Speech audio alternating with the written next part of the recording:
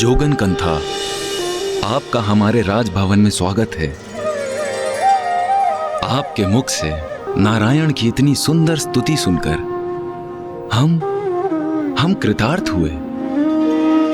कृपा करके आप मुझे कुछ भेंट स्वरूप देने की अनुमति दीजिए। हरि हरि। अवश्य महाराज। महारानी,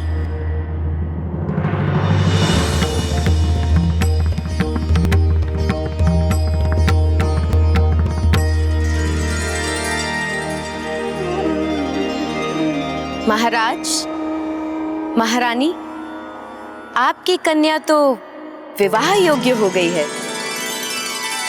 आप बिल्कुल उचित कह रही हैं जोगन कंथा। हमारी पुत्री पार्वती को आशीर्वाद दीजिए जिससे उसका विवाह शीघ्र संपन्न हो।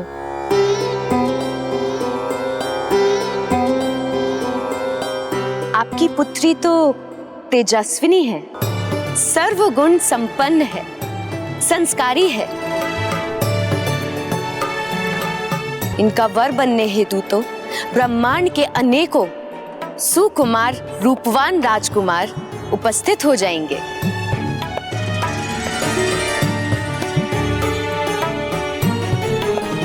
क्षमा कीजिए कंथा, किंतु मुझे उन राजकुमारों में कोई रुचि नहीं।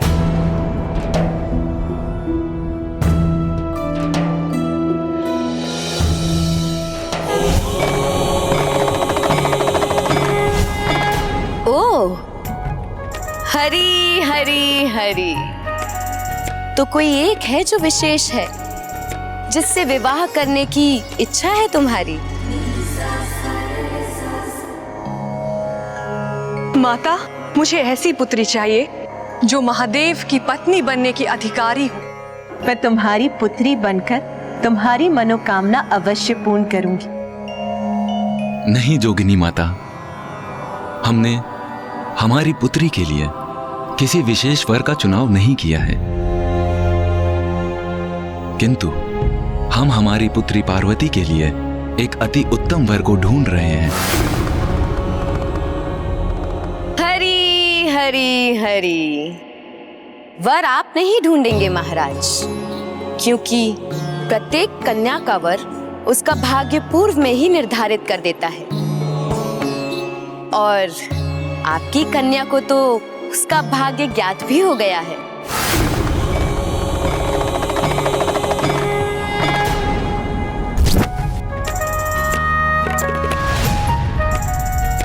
क्यों पुत्री, तुम्हारे मन में उसकी छवि है ना, जिसे तुम पति रूप में पाना चाहती हो?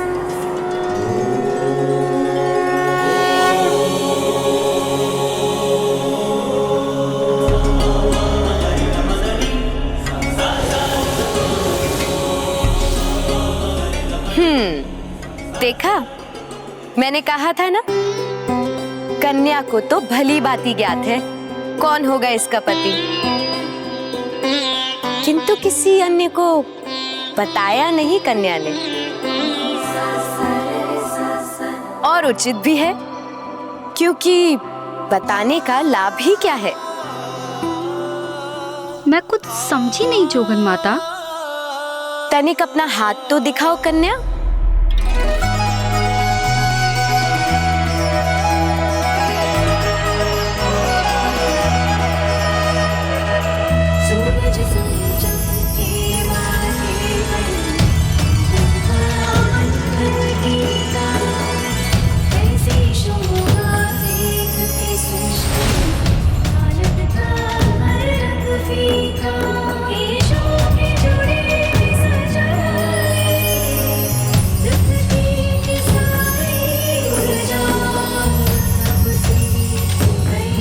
ऐसा क्यों आभास हो रहा है मुझे, जैसे स्पर्श से मैं पूर्व काल से ही परिचित हूँ। ये जोगन मुझे ऐसा आभास करा रही है जैसे दीर्घ काल से ही मेरे प्रेम और समर्पण का किसी से अटूट नाता हो।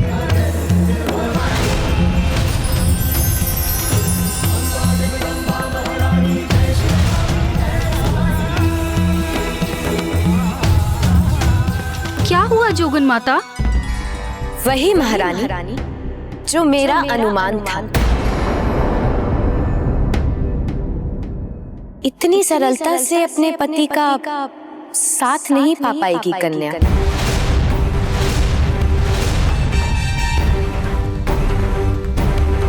वो आपकी कन्या का भाग्य नहीं, क्योंकि उसके लिए इसे 3000 वर्षों तक कठिन तपस्या करनी होगी।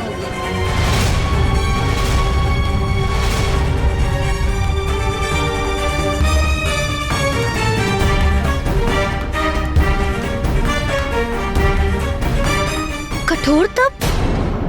जो कन्या के हृदय में वास करते हैं उन्हें कठोर तप कर प्रसन्न करना होगा, तभी विवाह होगा राजकुमारी का। ये आपको बताना मेरा दायित्व था, जो अब पूर्ण हुआ। अब मैं जाती हूँ। हरी हरी हरी।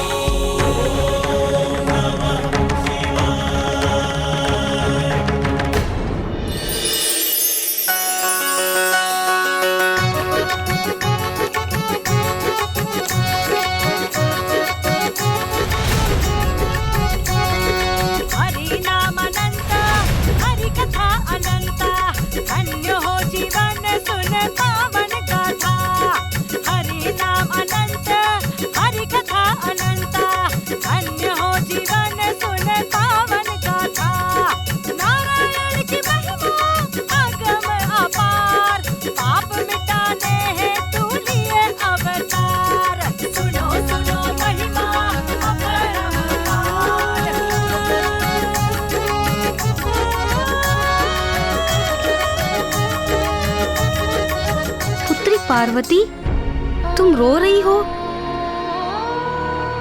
क्या हुआ? ये अश्रु क्यों है तुम्हारे नेत्रों में?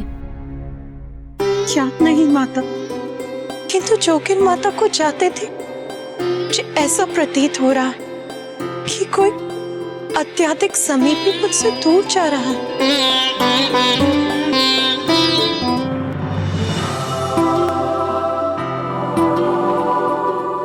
जोगन माता कंथा के कथन माता पार्वती के मन में गूंज उठे थे, इसीलिए माता पार्वती ने अपनी 2 प्रिय सखियों के साथ वन जाकर तप करने का निर्णय लिया। किंतु माता आदिशक्ति के इस निर्णय ने उनके माता पिता के मतों में भिन्नता ला दी।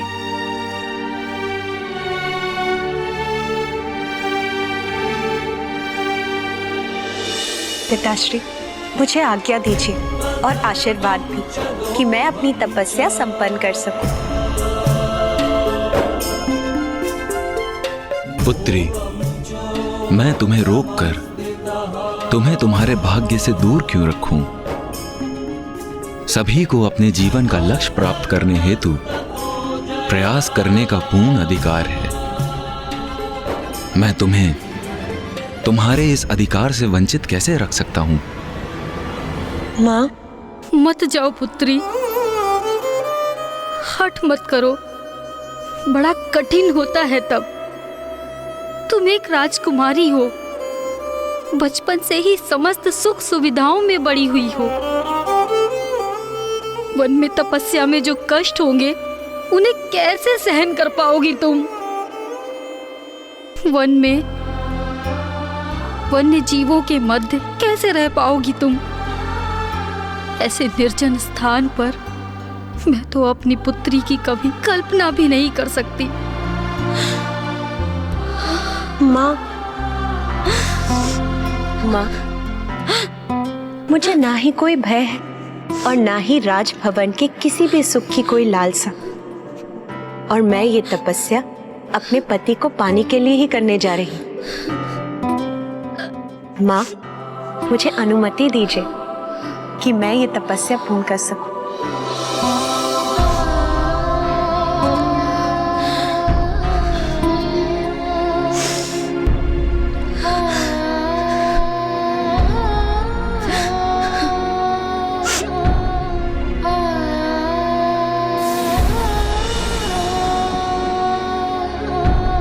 पुत्री, प्रीत की सच्ची कहानी सब राज रंगों से परे, वो प्रेम की बातें करे, माने न जग की रीत को, ढूंढे वो मन के मीत को, रेशा दया रचने लगी। उमा, उमा बाहर मत जाओ उमा।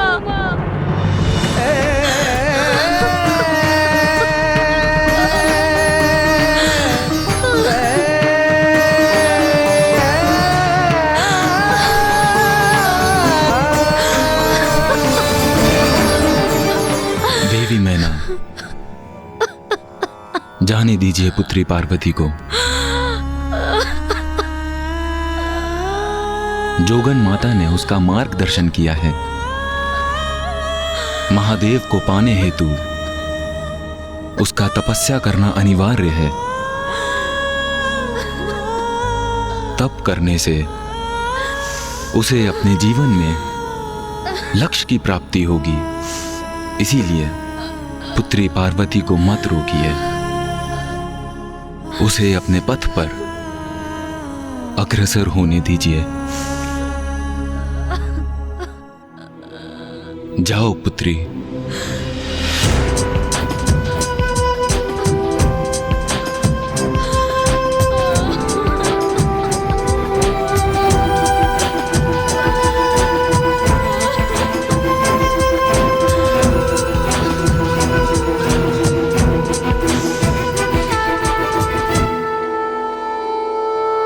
माता मैना अपनी पुत्री को रोकना चाहती थी, किंतु उनके मुख से कोई शब्द ही नहीं निकले। और रुदन करते समय यदि वो कुछ कह सकी तो वो था उमा, उमा अर्थात रुक जाओ। इसीलिए तब से माता पार्वती को एक और नाम प्राप्त हुआ, उमा। अपनी पुत्री को कठोर तप हेतु वन जाते देख कितनी पीड़ा हुई होगी माता मैना को।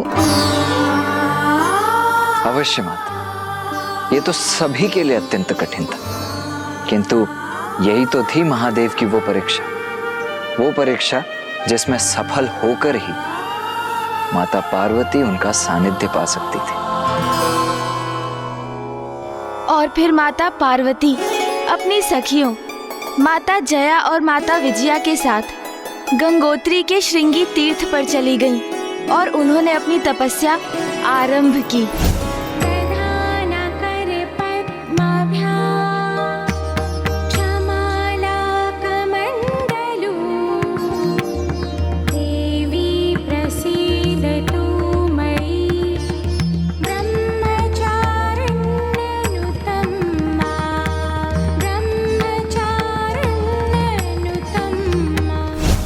माता द्वारा महादेव का ध्यान करते ही उनके मुख से स्वतः पंचाक्षर शिव मंत्र ओम नमः शिवाय का निरंतर जाप करना आरंभ हुआ। किंतु माता ने अभी अपनी तपस्या आरंभ ही की थी कि तभी वहां अट्टासुर और नाराज पहुंच गए।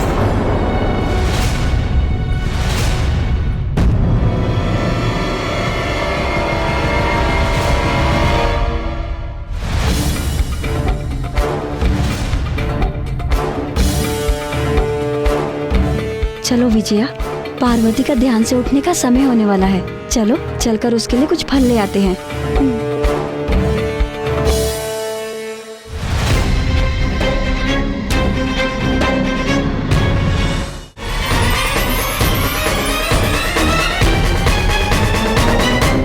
देवी आदि शक्ति अपनी तपस्या में लीन है, कहीं हमारे यहाँ होने का आभास न हो जाए उन्हें। अटासुर, यही है देवी आदि शक्ति? हाँ, यही है वो। कितने भीरू असुर हो तुम, एक साधारण नारी से डरते हो? साधारण नहीं, असाधारण है वो, क्योंकि मैं इनकी शक्ति का साक्षी रह चुका हूँ।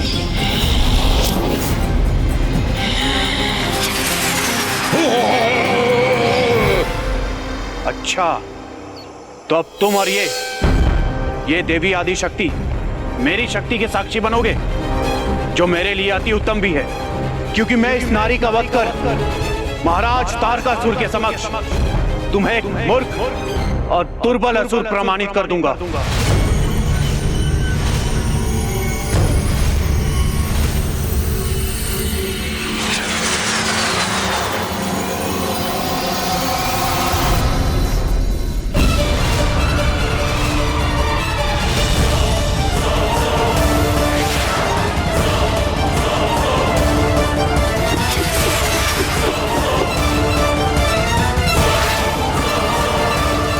गया तो है ये विस्मयी असुर, किंतु ये लौट सकेगा अथवा नहीं ये ज्ञात नहीं मुझे।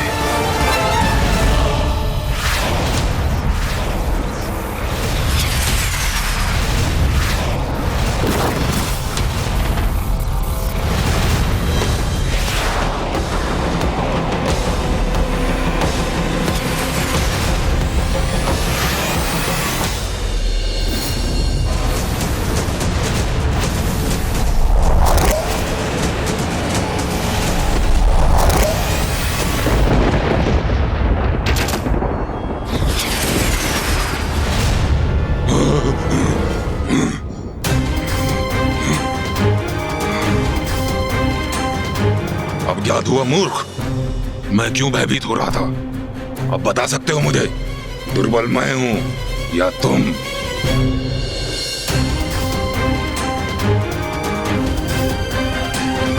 माता ने एक ही वार से तारकासुर के मायावी महायोद्धा का वध कर दिया और वो पुनः तपस्या में लीन हो गई।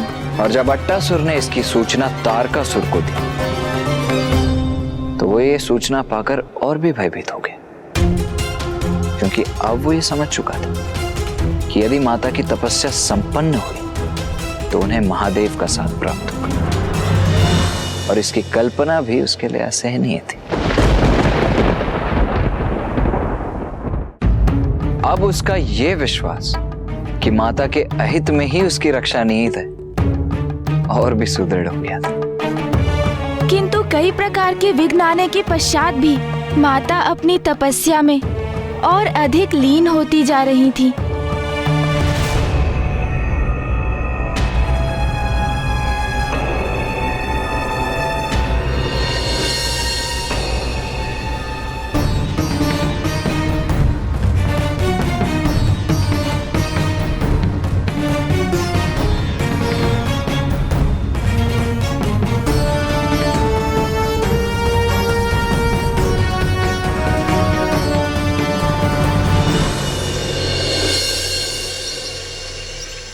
वर्षा, ग्रीष्म और शीत ऋतुएं आती जाती रहीं, किंतु माता अपने स्थान पर स्थिर पंचाक्षर शिव मंत्र का निरंतर जाप करती रहीं। प्रथम वर्ष तो उन्होंने फलाहार कर अपना तप किया, किंतु द्वितीय वर्ष से उन्होंने फलों का भी परित्याग कर दिया। अब वो मात्र वृक्षों के पर्ण अर्थात उनके पत्तों का भोजन प्राप्त कर तप में लीन रहने लगी। और जैसे जैसे माता का तप और भी कठोर होता गया, उनके संपूर्ण व्यक्तित्व से एक प्रचंड ऊर्जा प्रस्फुटित होने लगी। इस मध्य दुष्ट तारकासुर माता की तपस्या भंग करने की मंशा से अपने अनेकों असुरों को भेजता रहा, किंतु वे बार बार असफल होते रहे। और फिर एक दिवस तारकासुर ने अपने अनुचर अट्टासुर के साथ माता के समक्ष जाने के लिए भेज दिया और एक नवीन असुर को।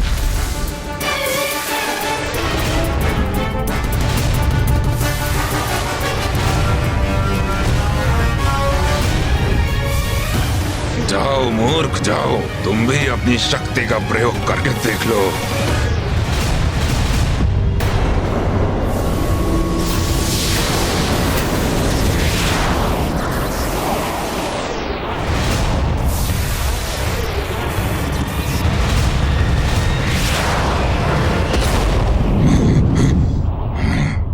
एक और मूर्ख असुर का अंत हुआ, इसकी सूचना भी दे देता हूँ महाराज तारकासुर को।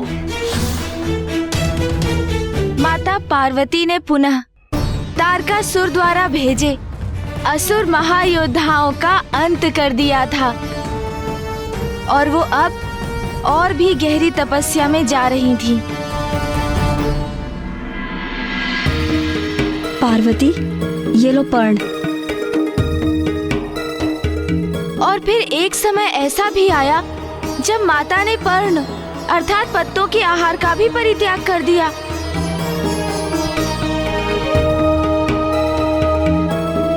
और अब वो निराहार रहकर ही तपस्या कर रही थी, और जिस कारण देवताओं ने उन्हें एक और नाम दिया, अपर्णा। स्वामी, देवी पार्वती की कितनी कठोर परीक्षा ले रहे हैं महादेव। हाँ प्रिय, ईश्वर की प्राप्ति का तो एक ही मार्ग है, तपस्या। और मुझे पूर्ण विश्वास है कि देवी पार्वती कठोर तप के पश्चात अपने ईश्वर को प्राप्त कर ही लेंगी।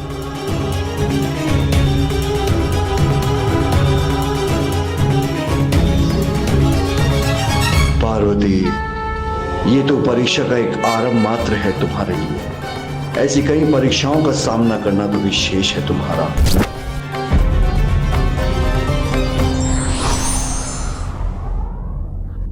बिना श्रम और त्याग के कुछ भी प्राप्त नहीं होता। महादेव का सानिध्य और उनका साथ पाने के लिए माता ब्रह्मचारिणी ने कठोर तप करना आरंभ कर दिया। दिवस, मास और वर्ष बीतते गए, किंतु माता का तप चलता ही रहा। इतना कठोर तप करने के कारण माता की देह इस अवस्था में पहुंच चुकी थी कि अब माता अपने नेत्र तक नहीं खोलती थी। पंचाक्षर मंत्र ओम नमः शिवाय का जाप करते करते माता महादेव के जाप में पूर्णतः रम गई थी, और इसी प्रकार सहस्त्रों वर्ष बीत गए। किंतु ब्राह्मण देवता, माता पार्वती इतने वर्षों से इतना कठोर तप कर रही थी, तो महादेव उनके तप से प्रसन्न क्यों नहीं हुए?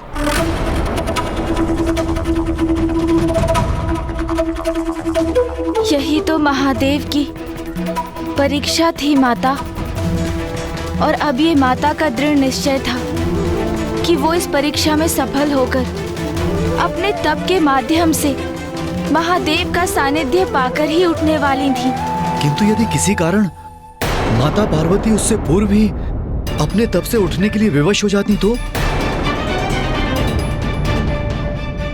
तो फिर माता को अपना तप पुनः आरंभ करना अनिवार्य होता। और माता का तप भंग करने के लिए तारकासुर ने एक नवीन योजना बना ली थी। कदापि नहीं हो सकता ऐसा, कदापि नहीं। महाराज, मैंने तो आपको पहले ही सावधान किया था। वो कोई साधारण नारी नहीं, देवी आदिशक्ति है वो। मुझे शीघ्र ही कुछ करना होगा। महादेव का साथ पाने का देवी आदिशक्ति का तप यदि सफल हो गया तो उनके पुत्र का जन्म होगा। उनके पुत्र का जन्म अर्थात मेरा काल बनेगा वो। ऐसा कदापि नहीं होने दूंगा मैं, कदापि नहीं। किंतु महाराज, हम कर भी क्या सकते हैं? सर्वप्रथम मैं उसका वध करने गया तो मैं मरणासन अवस्था में ही लौटा। फिर आपने अनेकों असुरों को वहां भेजा, किंतु देवी आदिशक्ति ने उन सभी का अंत कर दिया। महाराज, अब कोई शेष उपाय ही कहाँ है हमारे पास? शक्ति नहीं, कुटिलता की आवश्यकता है मूर्ख। ज्ञात नहीं है तुम्हें कि देवी आदिशक्ति अपने निराहार तप के कारण अत्यंत दुर्बल अवस्था में है। शक्तिहीन हो चुकी है वो, और देवता भी उनकी सहायता नहीं कर सकते।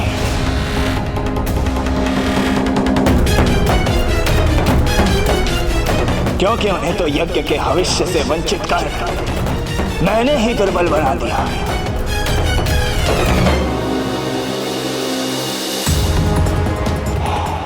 देवी आदिशक्ति के अंत का सबसे उचित अवसर है। अब अपना सबसे भीषण प्रहार कर उस देवी का अंत करूंगा मैं। और इस बार कोई चूक नहीं होगी मुझसे, कोई नहीं। ओम नमः शिवाय, ओम नमः शिवाय, ओम नमः शिवाय।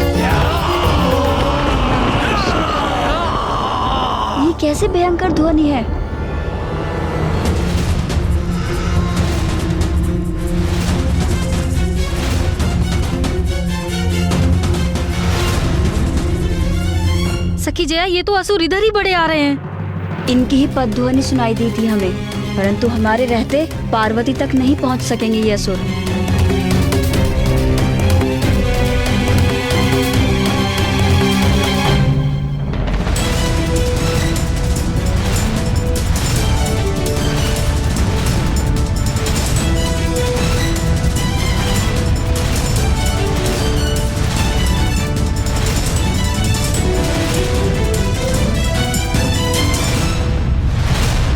ताड़कासुर ने माता पर आक्रमण करने अपनी संपूर्ण सेना भेज दी, किंतु माता तो अपने तप में पूर्णतः लीन है। माता आदिशक्ति तो स्वयं संपूर्ण असुर सेना का अंत करने में समर्थ थी, किंतु वो अपनी तपस्या में इतनी लीन थी कि उन्हें इस आक्रमण का आभास ही नहीं था। हाँ महाराज, और देवता भी असुरों से युद्ध करने की अवस्था में नहीं थे, क्योंकि वो अत्यंत दुर्बल हो चुके थे। तो इन असुरों का विनाश कर ये कौन सुनिश्चित करने वाला था कि अब माता के तप में कोई बाधा न आए?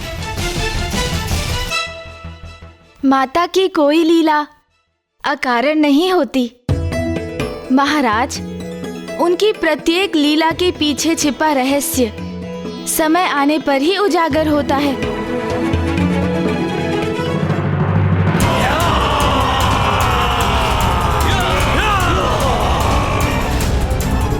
सखी जया, इन दुष्ट असुरों ने तो घेर लिया है हमें।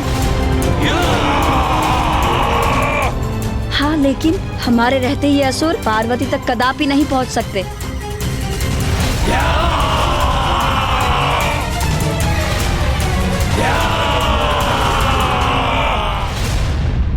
इस दुष्ट ताड़कासुर ने अपनी समस्त सेना भेजकर माता पार्वती पर आक्रमण कर दिया।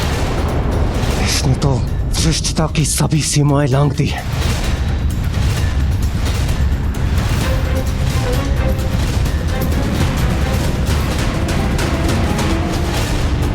कारण कुछ भी हो, देवी पार्वती की तपस्या भंग नहीं होनी चाहिए, अन्यथा उन्हें अपना तप पुनः आरंभ करना होगा।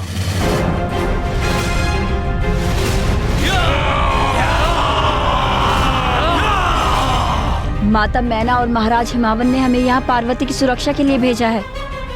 भले ही आज हमारे प्राण क्यों न चले जाएं, परंतु पार्वती का हित कदापि नहीं होने देंगे हम।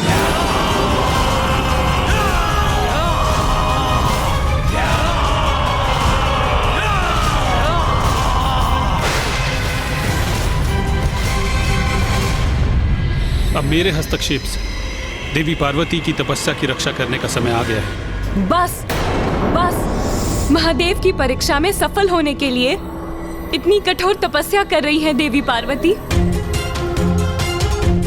किंतु ये कपटी दुष्ट ताड़कासुर इसी अवसर का लाभ उठाकर देवी पार्वती को क्षति पहुंचाने का प्रयास कर रहा है, किंतु मैं ऐसा कदापि होने नहीं दूंगी।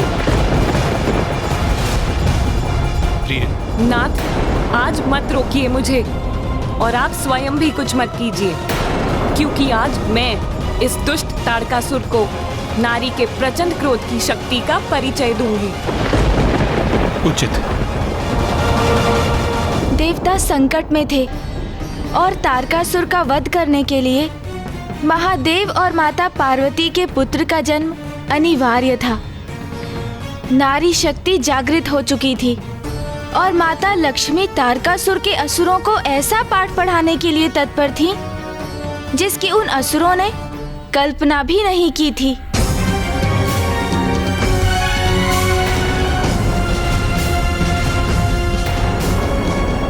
दुष्टों, तुम्हें पार्वती तक नहीं पहुंचने देंगे हम। अब किसी भी क्षण देवी आदि शक्ति अपने नेत्र खोलेंगी और इन सभी मूर्खों का सर्वनाश होगा।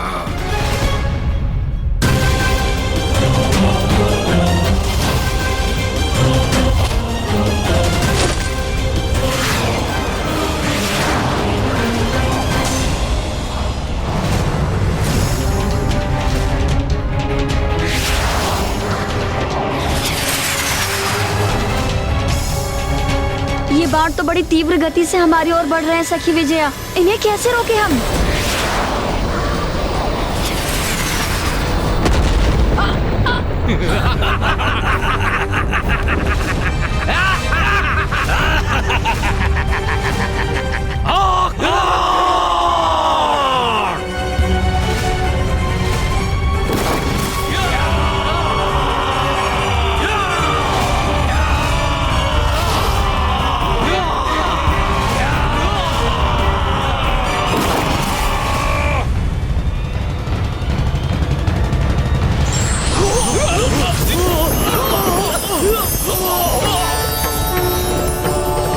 ये प्रकाश कहां से उत्पन्न हो रहा है? इससे हमारे नेत्र चौंधिया रहे हैं। दूर करो इस प्रकाश को।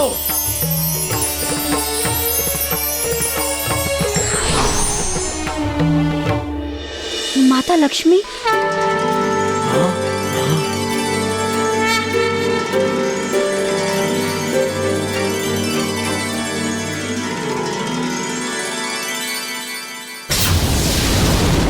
माता लक्ष्मी पहुंच गई वहां पर। उचित है, वहां पहुंचकर उन्होंने स्वयं ही इन असुरों को रोक दिया।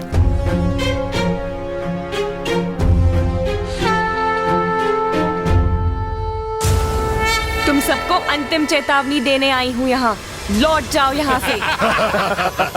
बहुत चर्चा सुनी थी किसी देवी आदि शक्ति की जो एक दृष्टि से असुरों का नाश करती है, किंतु वो तो एक परिहास ही है।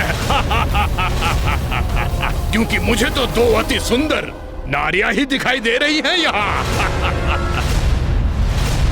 जो इन टहनियों से हमसे युद्ध करना चाहती है। और इन दोनों के पीछे एक अन्य दुर्बल नारी ध्यान में मग्न है। और अब तुम आई हो देवी, किंतु तुम्हारे हाथ में तो टहनियों जैसे शस्त्र भी नहीं है। मूर्ख असुर, तुम दुष्टों का अंत करने के लिए कोई अस्त्र शस्त्र की आवश्यकता नहीं है मुझे। तुम्हारा अंत करने के लिए एक नारी की शक्ति ही पर्याप्त है। बस, बहुत हुआ। अब अपने अनर्गल प्रलाप से मेरा समय व्यर्थ ना करो। जाओ सैनिकों, पकड़ के लाओ इन तीनों स्त्रियों को और मेरे सामने प्रस्तुत करो।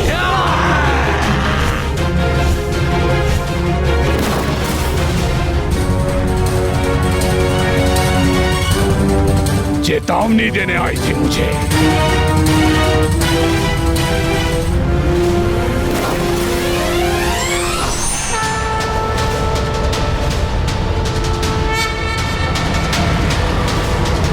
नारी के स्वभाव में कितना अनुरूप है तुम्हारा ये स्वभाव देवी। क्या आशय है तुम्हारा? क्या रसोई गृह के पात्रों से युद्ध करोगे हमसे?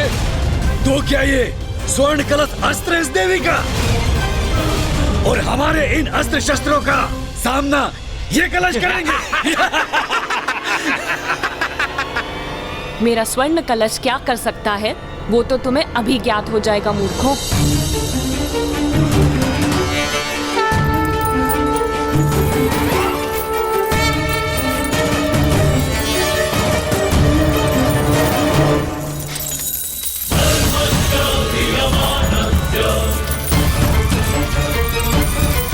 ये देवी स्वर्ण मुद्राओं की वर्षा क्यों कर रही है?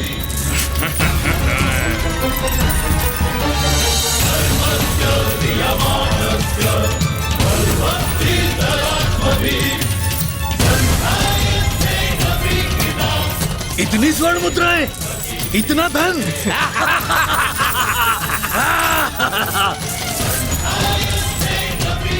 देवी लक्ष्मी की ये युक्ति तो अति उत्तम है। लालच तो असुरों का स्वभाव है। इन स्वर्ण मुद्राओं को देखकर मेरे भीतर भी लालच उत्पन्न हो रहा है।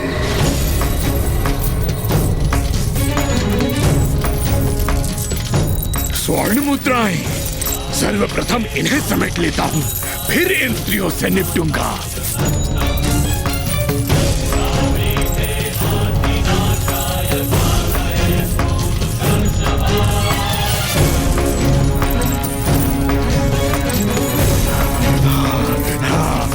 स्वर्ण मुद्राएं।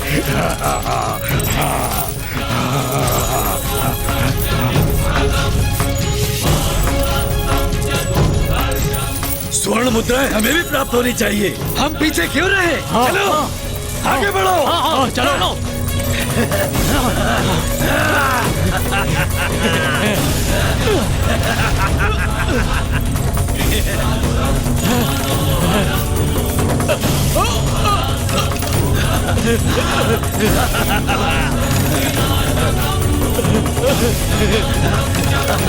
स्वर्ण मुद्रा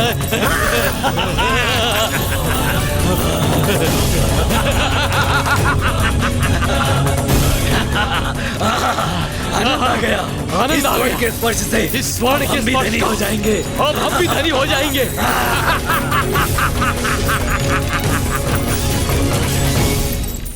स्वर्ण मुद्राओं की इतनी बारिश से इतना दूर क्यों हूं मैं? इन मूर्खों को मैं यहाँ पर लेकर आया, इसलिए स्वर्ण पर सर्वाधिक मेरा अधिकार है। तो फिर मैं यहाँ किस निमंत्रण की प्रतीक्षा कर रहा हूँ? महाराज तारकासुर क्या देते हैं मुझे?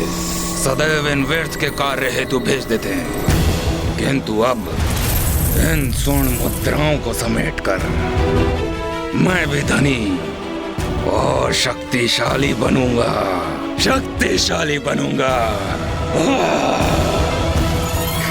इतनी स्वर्ण मुद्राएं एकत्रित कर ली मैंने, अब तो धन ही धन है मेरे जीवन में। अभी मैं और स्वर्ण मुद्राएं एकत्रित कर लेता हूँ।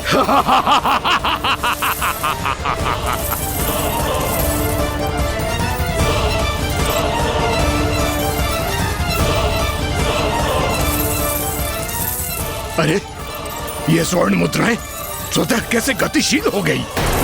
ये स्वर्ण मुद्राएं तो हम असुरों को ग्रास कर रही हैं।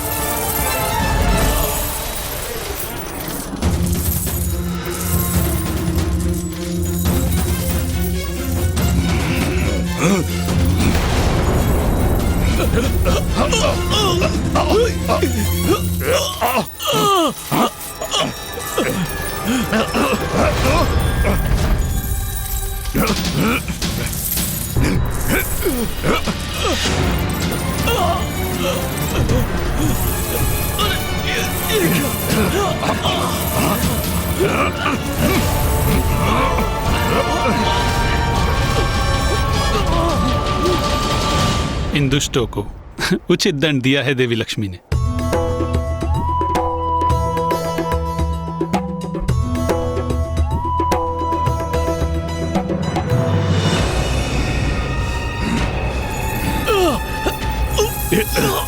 कदाचित निर्धन रहने में ही भलाई है।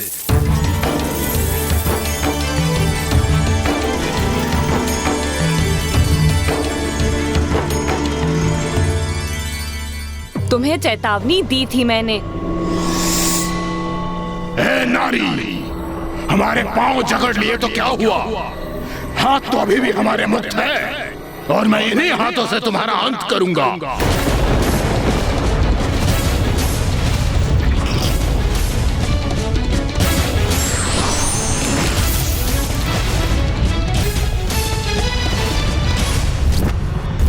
अब हमारे बाण तुम्हें भेद देंगे नारी।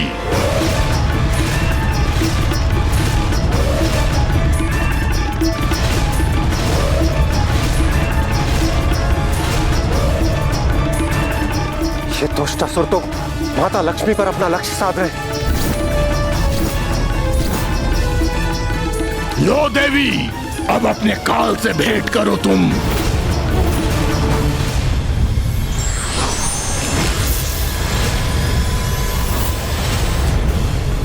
ये क्या कर रही हो देवी?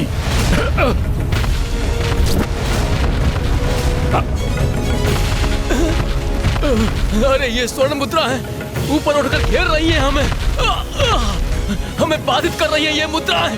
क्या करें हम?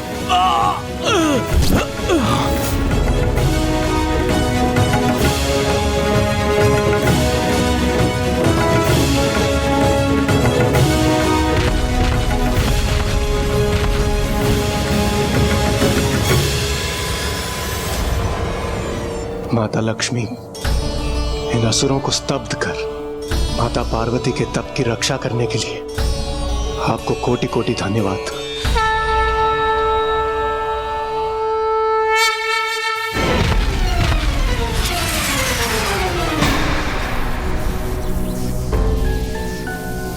आप निश्चिंत होकर अपनी तपस्या पूर्ण कीजिए देवी पार्वती।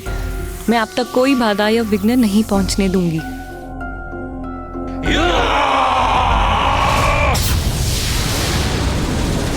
ये ध्वनि कहां से आ रही है?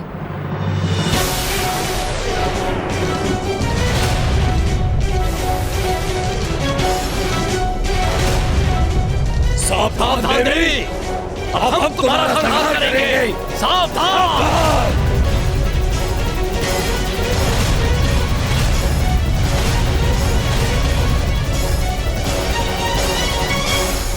और असुर?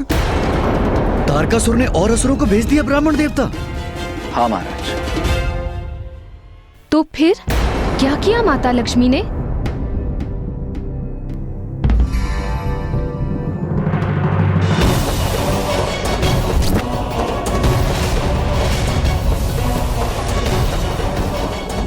आकाश में तो जैसे असुरों की वर्षा सी हो रही है। इन सभी को कैसे नष्ट करेंगी देवी लक्ष्मी?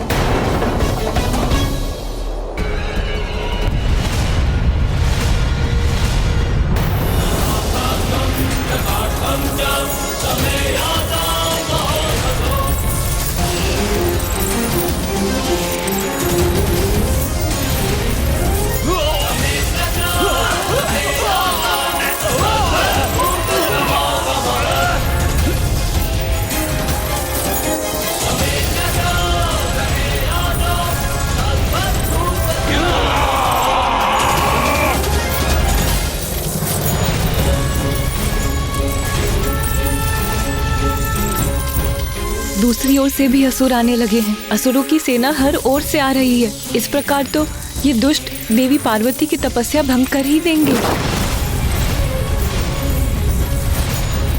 इतने सारे असुरों का संहार मैं एकाकी कैसे करूंगी?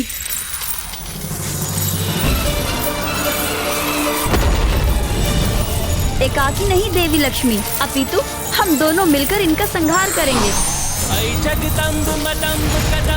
वन प्रिय वासिनी हासरते शिखर शिरोमणि तुंग हिमलय शृंग निजालय मध्यगते।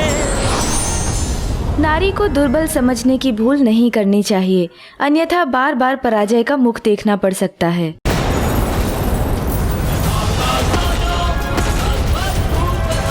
सहस्त्रों वर्षों से देवी पार्वती तप पर स्थित है और ये दुष्ट इनका तप भंग करना चाहता है। इन असुरों की संख्या अधिक होने के कारण इन्हें रोकना भी मेरे लिए एक परीक्षा ही है।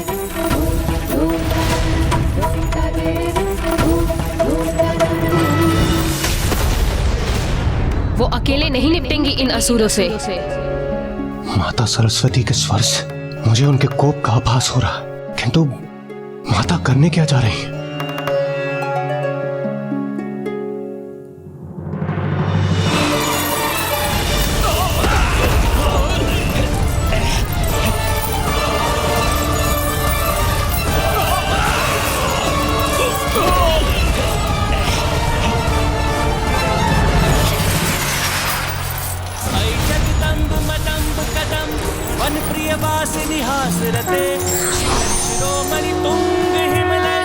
प्रणाम देवी सरस्वती।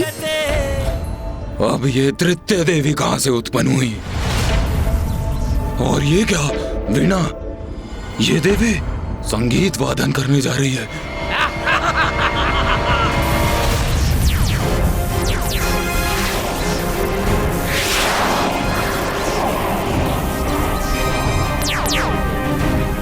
वीणा से उत्पन्न ये स्वर्णिम कीड़े भला हमें क्या क्षति पहुंचा सकते हैं? इन कीड़ों को नष्ट कर दो, आगे बढ़ो और वध कर दो इन देवियों का। हेलो!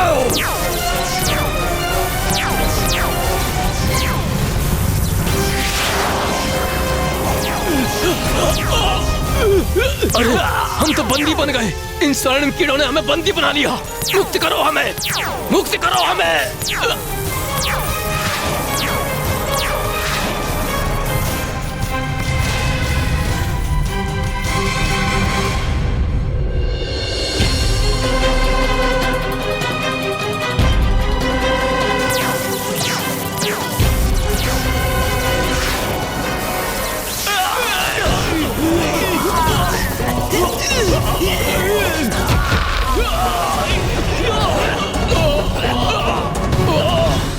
संकट टल गया, अन्यथा देवी पार्वती की तपस्या भंग हो सकती थी। इतने विचित्र किंतु इतने प्रभावशाली अस्त्र शस्त्र मैंने पूर्व कभी नहीं देखे। इन देवियों को पराजित करना तो असंभव ही प्रतीत होता है। ऐसा कौन है जो इनका वध करने में सक्षम हो?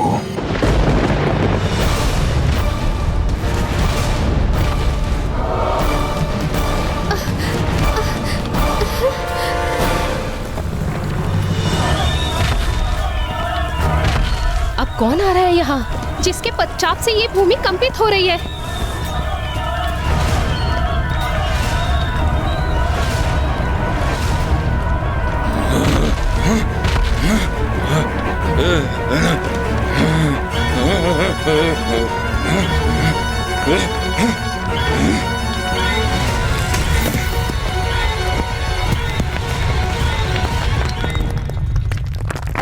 ये क्या? महाराज तारकासुर ने महाअसुर अबुआ को भेजा है?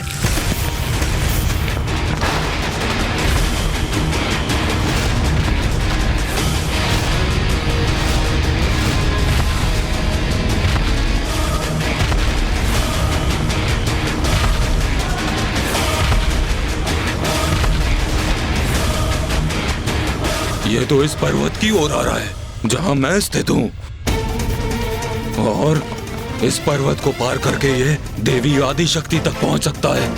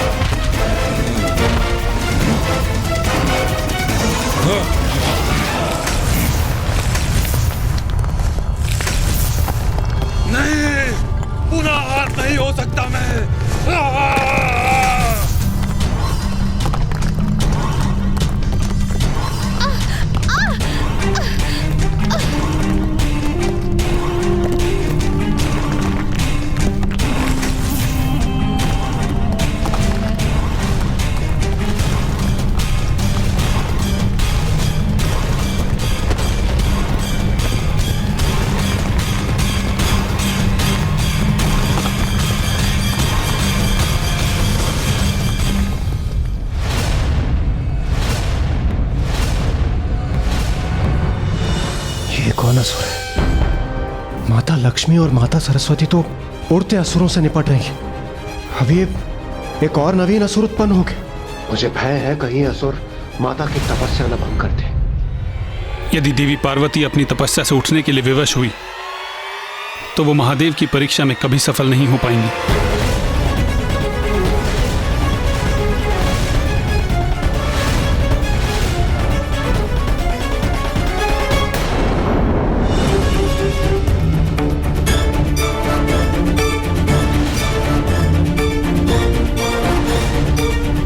और ये है वो देवी सर्वप्रथम जिसका अंत करना है मुझे।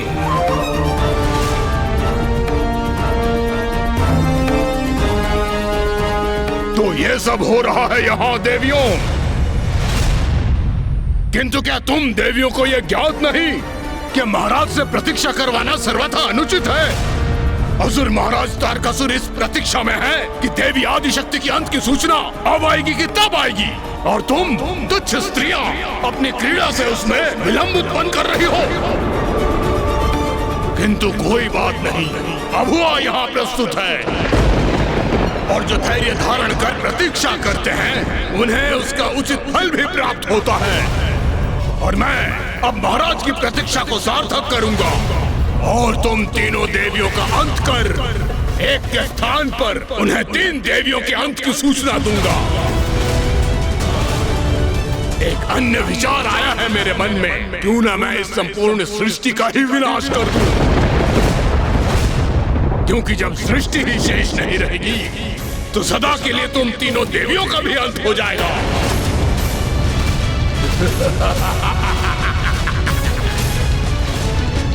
विभाजनास्त्र, विभाजनास्त्र।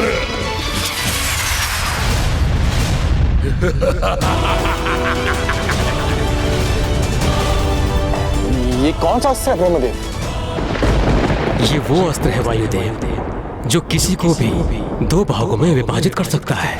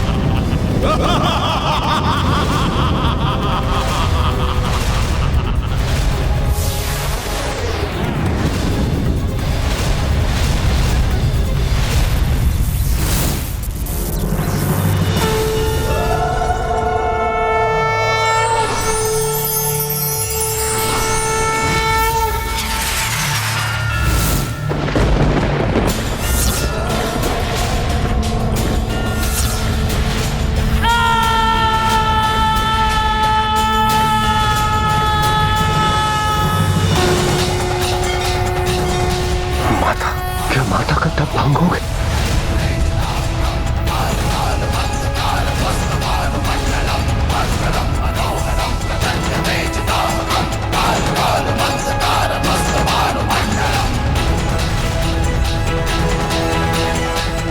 जिसका भय था वही हो, माता की तपस्या भंग हो गई।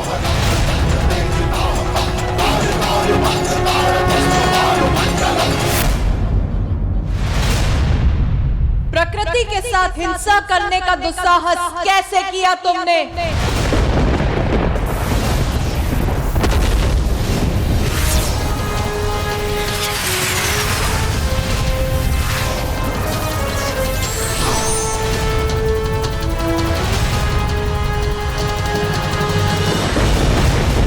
प्रकृति के साथ जो रोष उत्पन्न करता है उसका यही परिणाम होता है, सर्वनाश।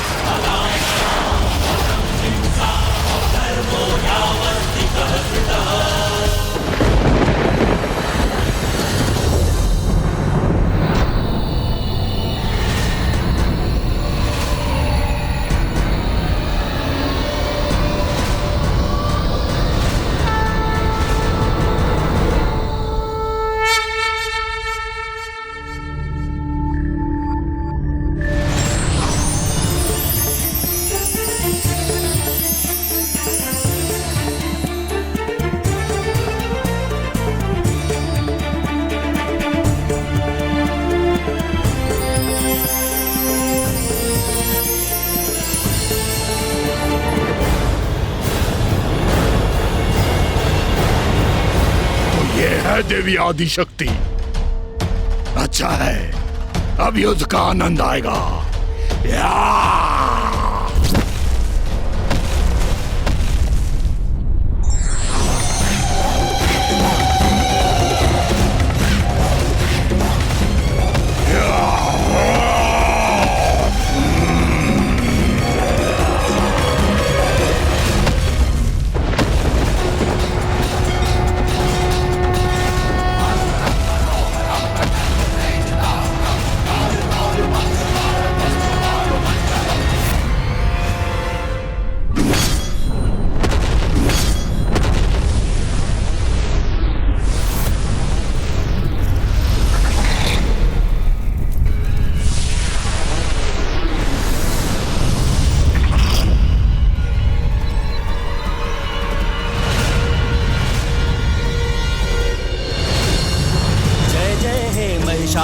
मर्दिनि रम्य कपर्दिनि शैल सुते मधुरे मधु कैटभ गंजिनि कैटभ भंजिनि रास रते जय जय हे महिषासुर मर्दिनि रम्य कपर्दिनि शैल सुते जय जय हे महिषासुर मर्दिनि रम्य कपर्दिनि शैल सुते जय जय हे महिषासुर मर्दिनि रम्य कपर्दिनि शैल सुते जय जय हे महिषासुर मर्दिनि रम्य कपर्दिनि शैल सुते। माता पार्वती ने असुरों का तो वध कर दिया, किंतु उनकी तपस्या भंग हो गई।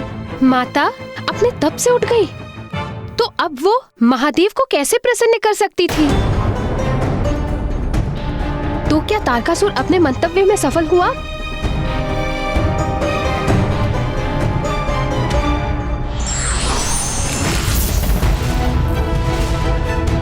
जिसका भय था वही हो, माता की तपस्या भंग हो गई।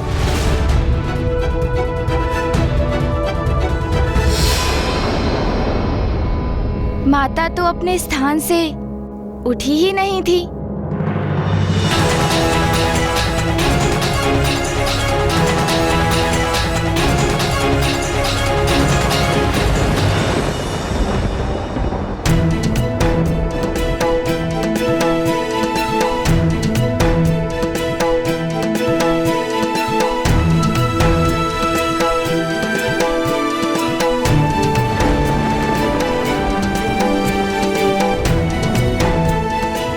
माता, आपने इस असुर रूपी संकट का निवारण किया, आपको कोटि कोटि धन्यवाद। उचित है, बहन पार्वती का तप खंडित नहीं हुआ।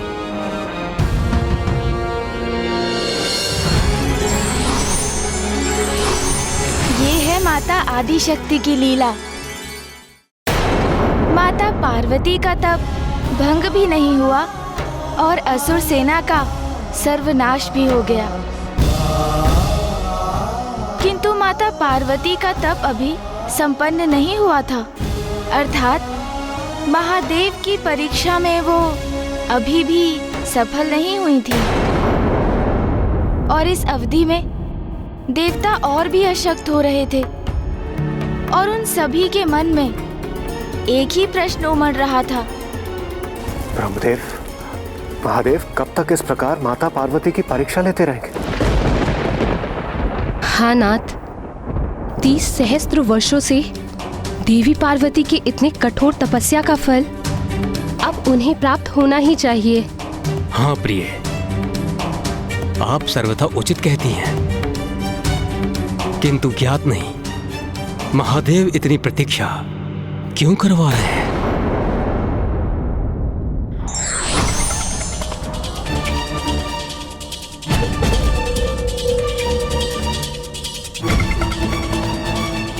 प्रणाम नारायण। देवराजेंद्र, अब और विलंब उचित नहीं। अब समय आ गया है कि आप सभी देवता एकत्रित होकर महादेव के समक्ष प्रस्तुत हों और उनसे विनती करें कि वो देवी पार्वती की परीक्षा संपन्न करें। उचित है नारायण।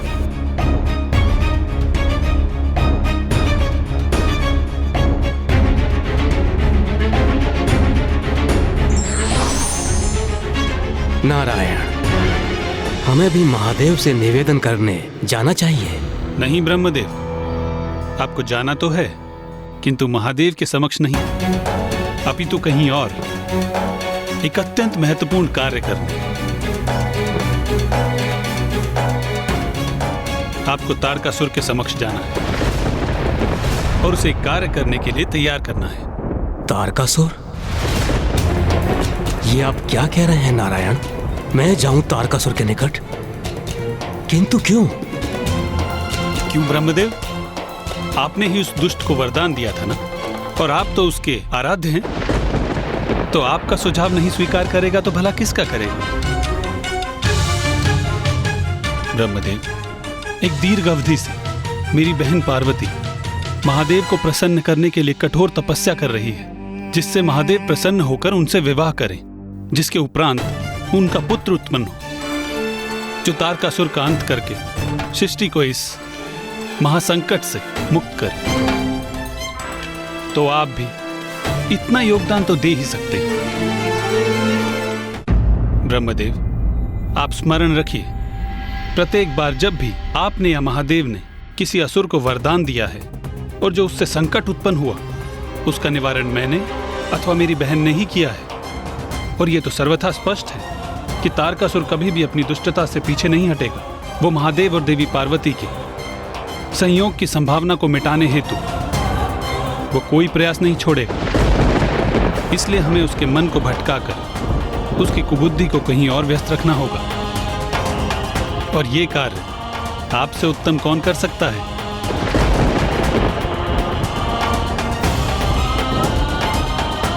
माता पार्वती को और कितने कष्ट सहने नहीं इंद्रदेव, पार्वती की परीक्षा अभी पूर्ण नहीं हुई है। प्रभु, कोई तो राह दिखाइए।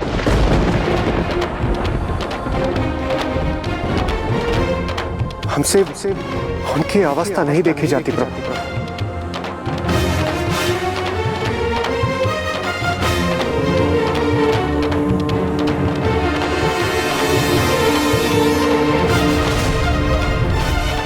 तो अब क्या करने जा रहे थे महादेव? माता पार्वती की एक और परीक्षा। एक और परीक्षा? अपार कष्ट सहकर भी व्यक्ति स्वयं को किसी बड़े उद्देश्य के लिए ही तैयार करता है। अर्थात माता सती ने महादेव को अपार स्नेह दिया, किंतु उनके प्रेम में हठ का भी समावेश था। और माता पार्वती को भी महादेव से प्रेम था, किंतु क्या उनका प्रेम हठ, ईर्ष्या, क्रोध, अहंकार आदि मानवीय संवेदनाओं से ऊपर था? अब इसकी परीक्षा महादेव लेने वाले थे। महादेव परीक्षा लेने वाले थे, परंतु कैसे गणेश जी? ओम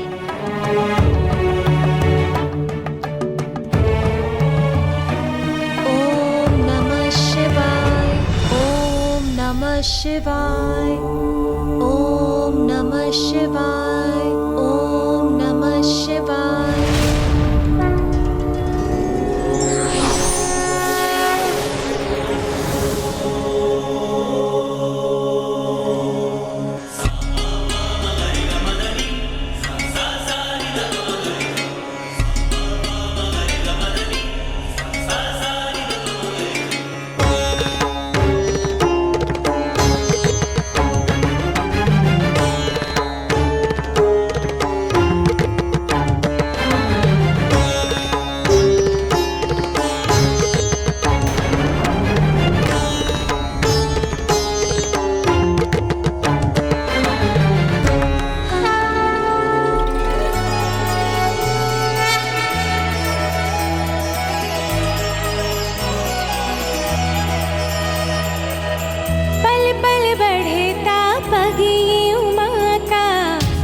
से करने चली मिलाप, अनुपम ये संयोग अनोखा, होगा अब ये पुनर्मिलाप। व्याकुल हृदय और नैना, पार्वती शिव मिलेंगे आज, होगा मंगल पल वो लौकिक, पार्वती शिव मिलेंगे आज, पार्वती शिव मिलेंगे आज।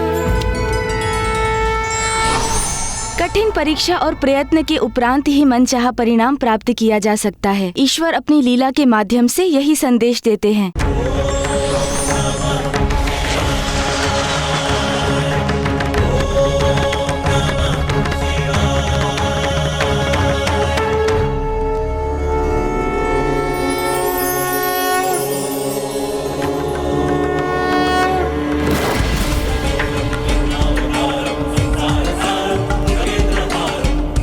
प्रणाम ब्राह्मण देवता।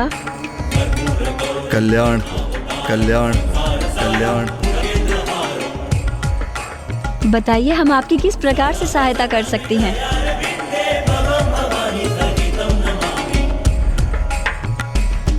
मैं तो एक साधारण ब्राह्मण हूँ जो इस मार्ग से जा रहा था और मुझे एक अद्भुत तेज का आभास हुआ। ऐसा तेज जो एक कठोर तपस्या के बाद ही उत्पन्न हो सकता है। उत्सुकतावश मैं इस ओर खींचा चलाया। आपका अनुमान सर्वथा उचित है ब्राह्मण देवता। महाराज हिमावन की पुत्री देवी पार्वती यहाँ अपना तप कर रही हैं।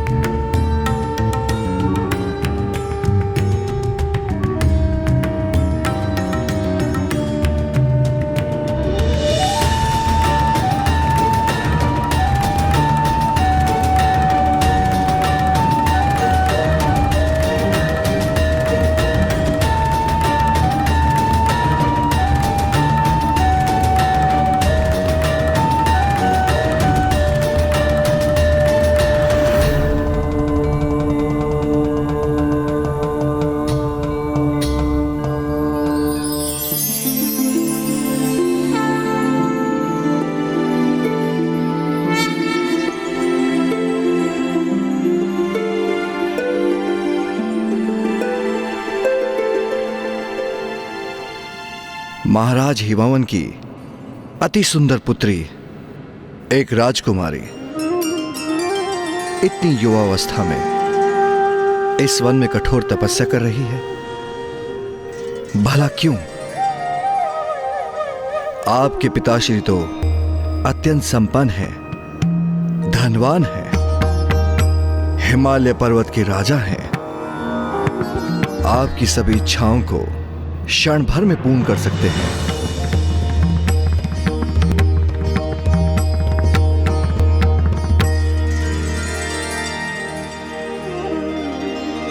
अच्छा, समझ में आया। अवश्य किसी ढोंगी साधु के शब्दों से प्रभावित हैं आप। उसने आपको तपस्या करने का सुझाव दिया। क्यों?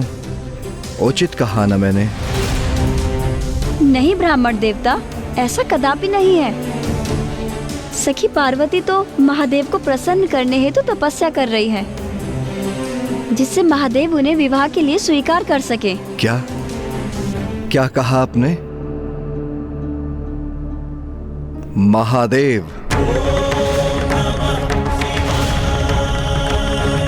जिस महादेव को प्राप्त करने हेतु आप इतना कठोर तप कर रही हैं, उस अघोरी से भली भांति परिचित हूं मैं। आपका शुभ चिंतक हूं मैं राजकुमारी। कदाचित स्वयं ईश्वर ने मुझे इस मार्ग पर भेज दिया, जिससे आपके समान निष्कपट भोली राजकुमारी को सावधान करा सकूं। उन महादेव से विवाह करना चाहती हैं आप, जिन्हें विवाह का अर्थ भी ज्ञात नहीं।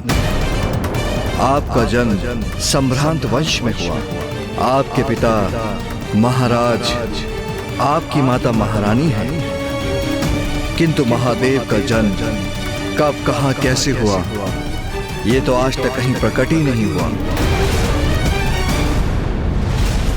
एक भिक्षु मात्र है वो स्वयं भोजन नहीं करते, तो अन्य किसी को क्या भोजन देंगे? उनके द्वारा एकत्र की भिक्षा उस कपाल में जो अपने साथ लिए फिरते हैं। अरे आप ठहरी राजकुमारी, आभूषण आपका 16 श्रृंगार है, किंतु वो आभूषण के नाम पे आपको क्या दे सकते हैं? अपने कंठ का सर्प? आपकी मांग सिंदूर के स्थान पर भस्म से सुशोभित करेंगे और राजभवन के स्थान पर आपको कठोर शिलाओं और गुफा वाले कैलाश पर भी रखेंगे। और तो और, कभी भूल से उनका तीसरा नेत्र खुल गया तो आपको भस्म भी कर देंगे।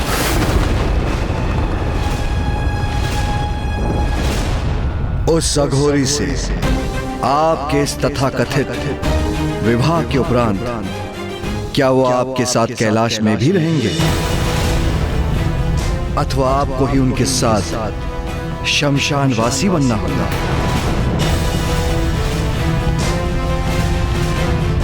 आशा है राजकुमारी कि उनके भूत पिशाच आपको कोई कष्ट न दे।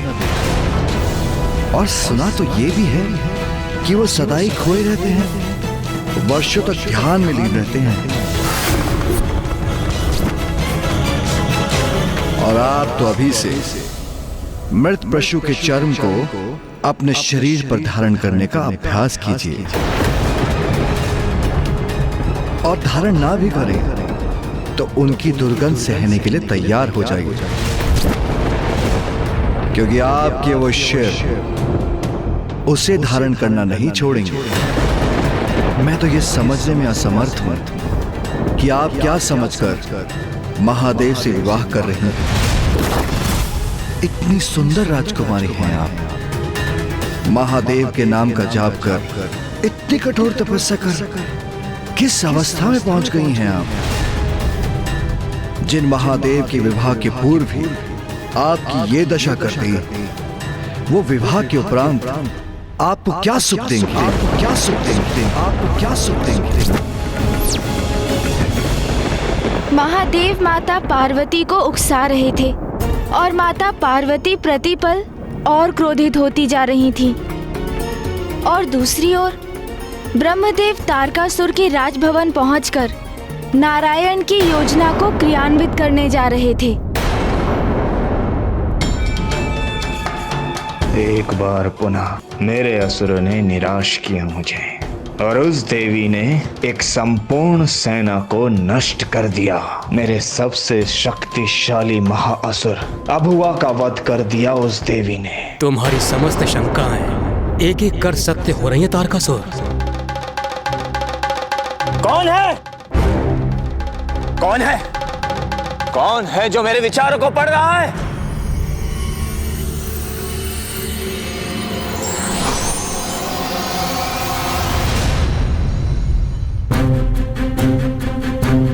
प्रणाम ब्रह्मदेव।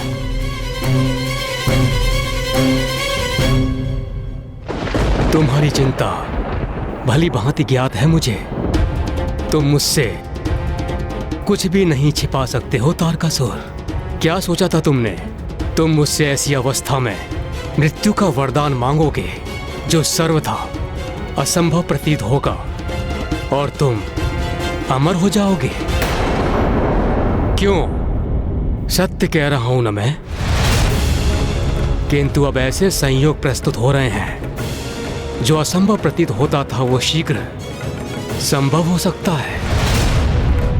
महादेव देवी आदि शक्ति अर्थात देवी पार्वती से विवाह करेंगे।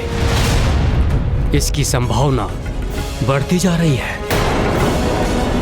यदि महादेव ने देवी पार्वती से विवाह किया तो उनका पुत्र भी अवश्य होगा और वही पुत्र बनेगा तुम्हारा काल। बनेगा तुम्हारा काल। बनेगा तुम्हारा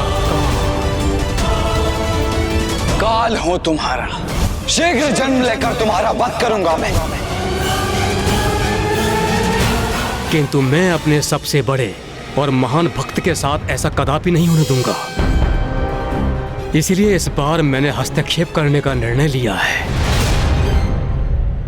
एक और ब्रह्मदेव जहां तारकासुर को अपनी योजना में उलझा रहे थे, वहीं महादेव द्वारा ली जाने वाली परीक्षा माता के लिए और कठोर होती जा रही थी। देखिए राजकुमारी, प्रतीत होता है आप एक कल्पना की उड़ान से रचित संसार में जी रही हैं। महादेव की वास्तविकता से पूर्णतः अनभिज्ञ हैं। अपने सुंदर नेत्र खोलिए और सत्य देखिए राजकुमारी। महादेव की विवाह के उपरांत आपको कष्ट ही कष्ट सहने होंगे। राजभवन में रहती हैं आप और महादेव से विवाह के उपरांत आपको शिलाओं पर रहना होगा। इतने सुंदर रथों पर आरूढ़ होती हैं आप, और महादेव का वाहन क्या है? वो वृद्ध बैल।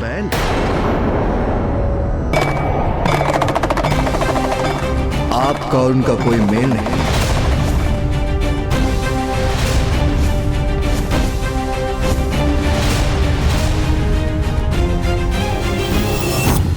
बार बार नारायण आदि शक्ति मेरे असुरों को दिए वरदान का तोड़ जो ढूंढ लेते हैं, इस बार तुम्हारे माध्यम से मैं प्रमाणित करना चाहता हूं कि मैं उनसे कहीं अधिक श्रेष्ठ हूं। मैं तुम्हारी सहायता करूंगा तारकासुर।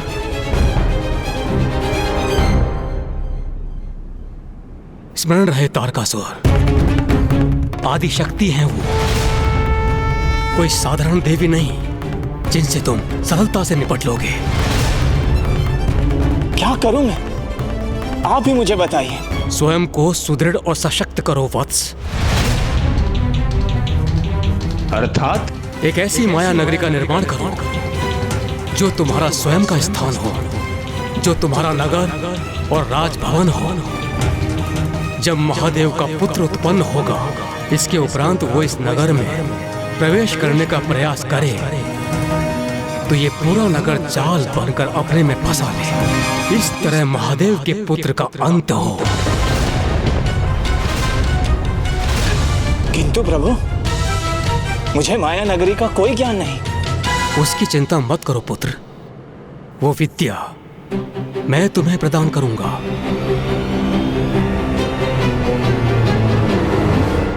कोटि कोटि धन्यवाद प्रभु आपका। किंतु प्रभु, यदि मैं अपनी माया नगरी चला गया तो फिर स्वर्ग का क्या होगा?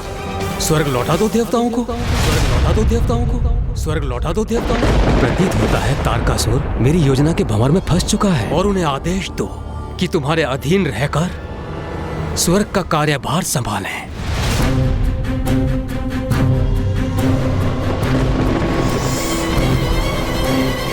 तो उस अवस्था में मुझे ये वरदान दीजिए प्रभु कि मैं अपनी कल्पना से बढ़कर उस नगर का निर्माण कर सकूं जहां मेरा ही विधान स्थापित हो, और जब तक मैं वहां स्थित रहूं संपूर्ण त्रिलोक मेरे अधीन रहे।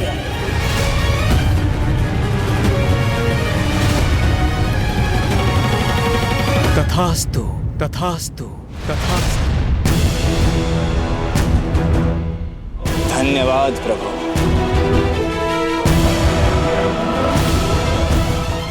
तारकासुर ने अब तक जो आतंक उत्पन्न किया था वो पर्याप्त नहीं था।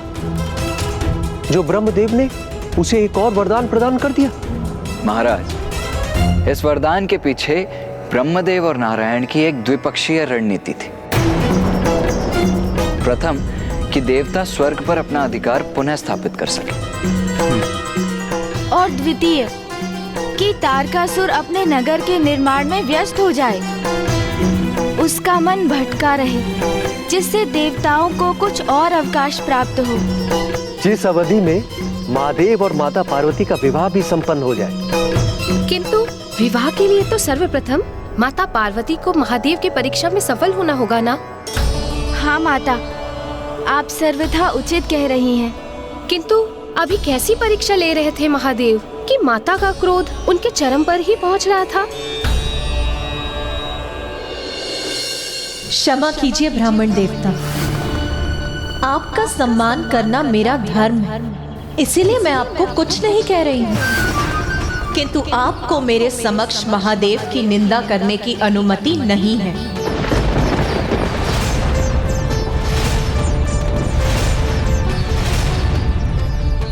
ओह, समझा। महादेव ही आपके क्रोध का कारण है। किंतु ये तो होना ही था, क्योंकि क्या कल्पना की थी और क्या सत्य प्रस्तुत हुआ। इतनी कठोर तपस्या व्यर्थ हो गई आपकी। किंतु आप चिंता मत करें राजकुमारी, अच्छे मन से किया गया कर्म कभी व्यर्थ नहीं जाता। महादेव नहीं तो मैं आपके समक्ष।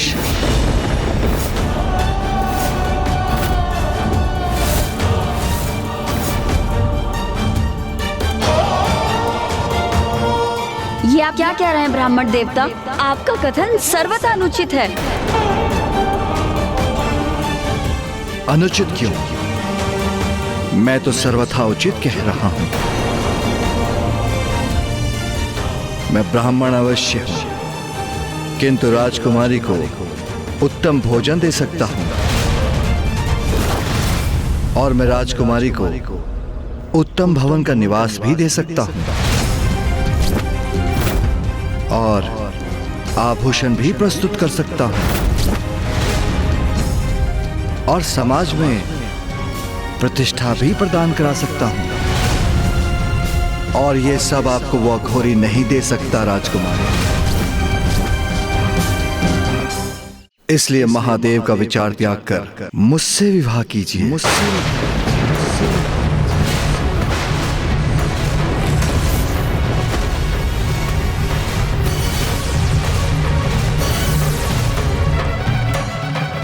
ब्राह्मण देवता, ब्राह्मण देवता, ब्राह्मण देवता, इतना दुस्साहस आपका?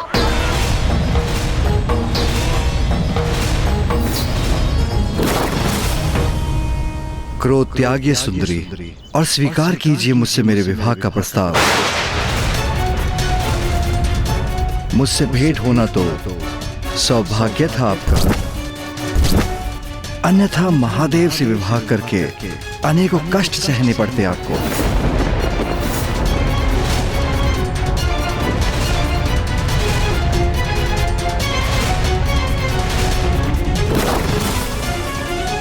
तो कहिए, विवाह करेंगी ना मुझसे? विवाह करेंगी ना मुझसे?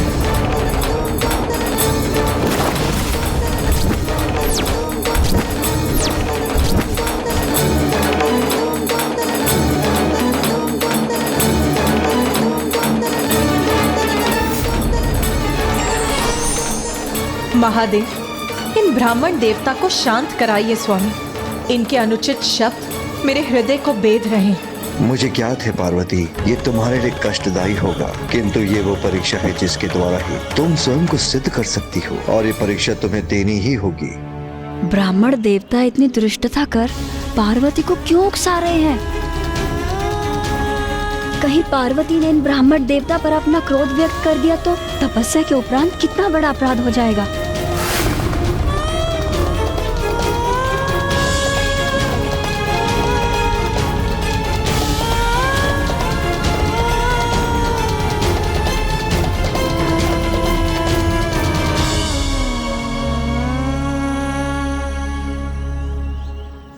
मुख फेरने से क्या होगा राजकुमारी, मैं अपना उत्तर प्राप्त कर कर ही रहूंगा। महाज्ञानी ब्राह्मण हूं मैं, मेरी पत्नी बनकर मेरी सेवा करेंगी तो उद्धार हो जाएगा आपका। पार्वती अपने क्रोध पर नियंत्रण कर रही हैं और ये ब्राह्मण देवता अपने शब्दों से उनकी क्रोध अग्नि में घृत डालने का कार्य कर रहे हैं। ओह, समझा, आप मुझसे अपना मनोहार करवाना चाहती हैं। उचित है, मैं वो भी करूंगा, किंतु आपकी ना कदापि स्वीकार नहीं करूंगा।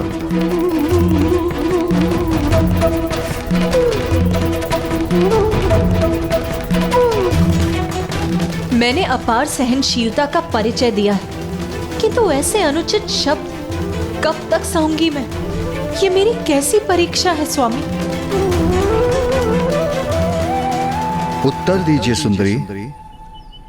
व्यक्तित्व भी अत्यंत आकर्षक है मेरा।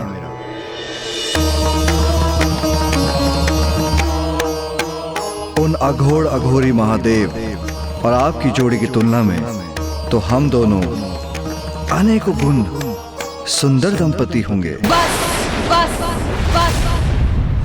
जगदम्ब मदम्ब कदम्ब वन प्रिय वासिनी हासरते शिखर शिरोमणि तुंग हिमलय श्रृंग निजालय मध्य। बहुत आदर सम्मान हो गया है इन ब्राह्मण देवता का, किंतु अब एक क्षण भी यहाँ रुककर इनका अनर्गल प्रलाप और नहीं सहूंगी मैं। जो मेरे स्वामी महादेव की निंदा करेगा वो तो महापाप का भागी होगा, किंतु जो उनकी निंदा का श्रवण करेगा वो भी तो पाप ही करेगा। चलो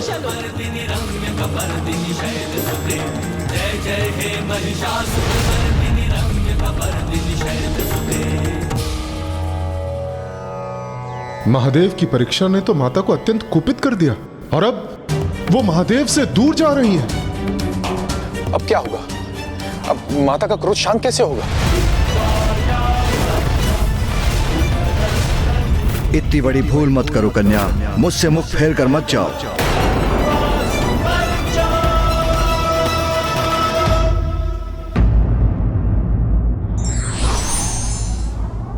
पूर्ण समर्पण और आस्था ही किसी भी भक्त को उसके भगवान के निकट ला सकता है।